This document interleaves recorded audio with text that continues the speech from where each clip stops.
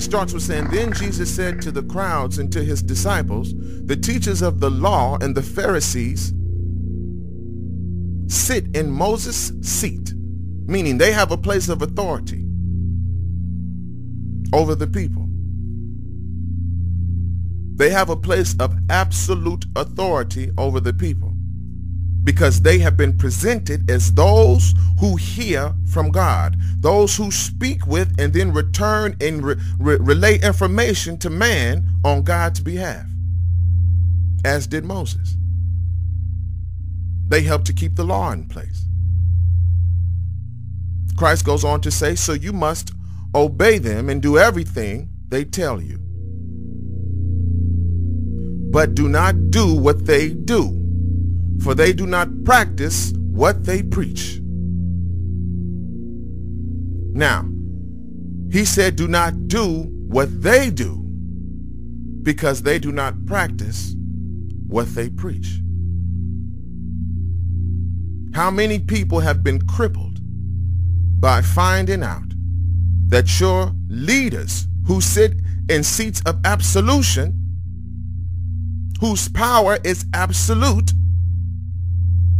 how many of you have been crippled by gaining the knowledge or being given information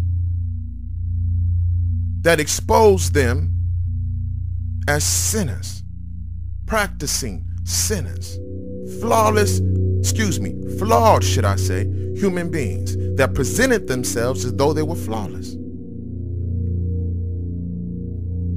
How many times have you found out that money collected actually went to purchase property that would be under the absolute control of those who are supposed to be working for you, working for God?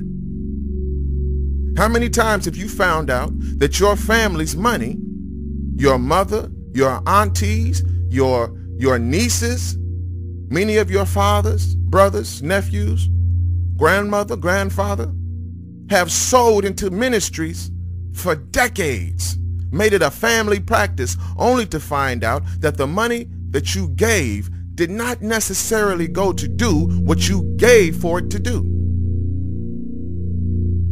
Rather, it went to build corporations.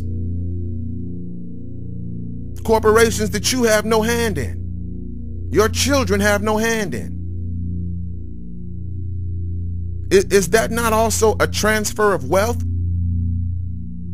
Men and women who started their ministries with nothing now have corporations to leave their children, and you who came to help them start their ministries and had nothing but gave of the nothing you had, still have nothing to leave your children?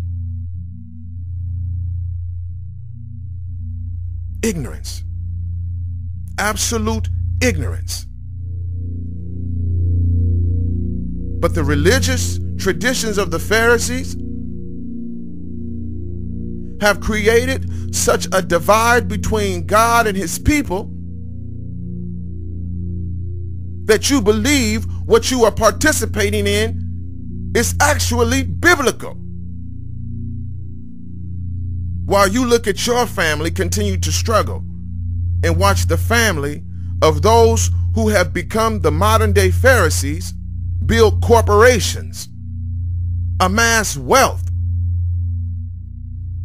that they will leave to their seed, wealth that they collected from you, wealth that you did not leave to your own seed, because you want to pay for someone to run your race for you. You want to pay for someone to be your God on this planet.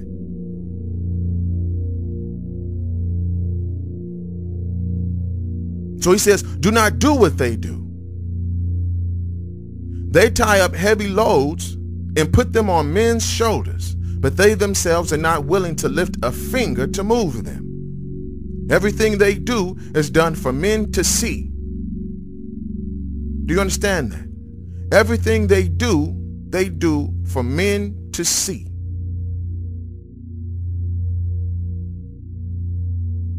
Now, how many times have you gone and experienced a show that while you were in the show, while you were in the midst of the show, you felt good. You felt like life was better. Everything had become better. And then you leave, and shortly thereafter, when you come down off your spiritual high, you're forced to deal with the reality that your life is very much the same as it was before you went in.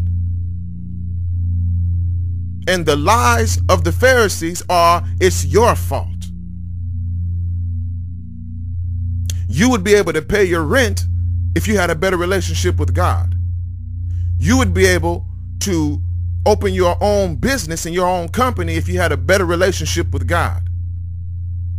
You would be able to raise your children and guide them correctly if you had a better relationship with God. Well, this is true. All these things are very much true.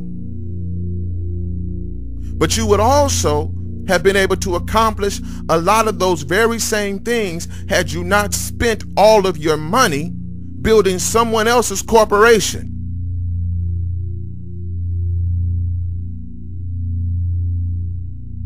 Someone else's corporation. Again, I say, someone else's corporation. That might not be God's church. That is man's church that you sit in. That might be man's church that you sit in.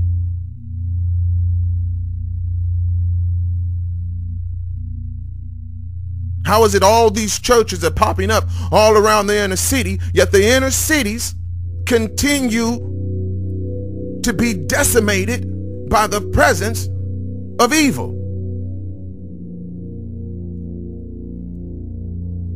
Everyone is still walking around with their hand out, on their knees with their mouths open and their eyes closed.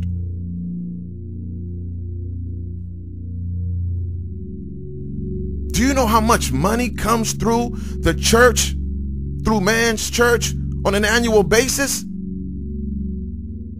Enough money comes through man's church on an annual basis to actually finance a small nation.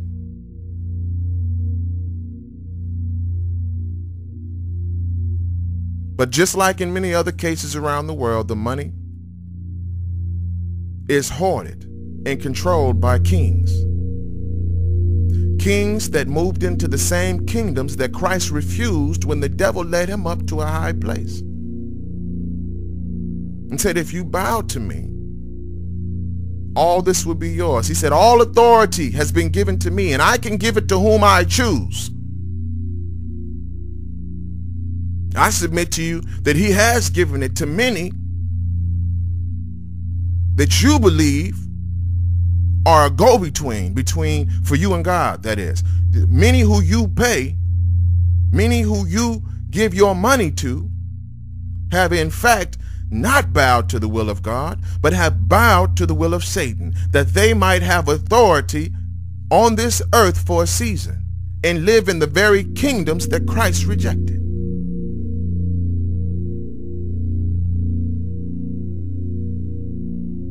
We're going to jump down to 8, which will help to speak to what I'm telling you right now. It says, but you are not to be called rabbi, for you have only one master, and you are all brothers.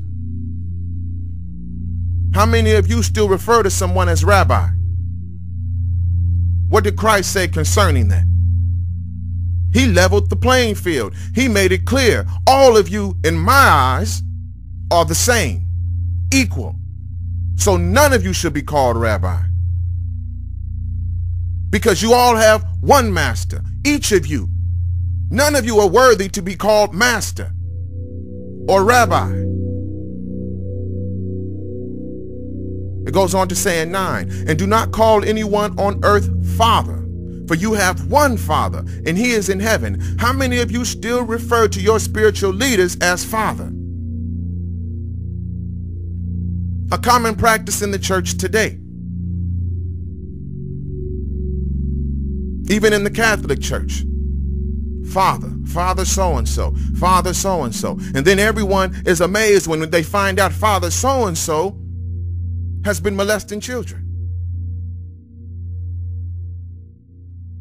Father so-and-so has been committing adultery.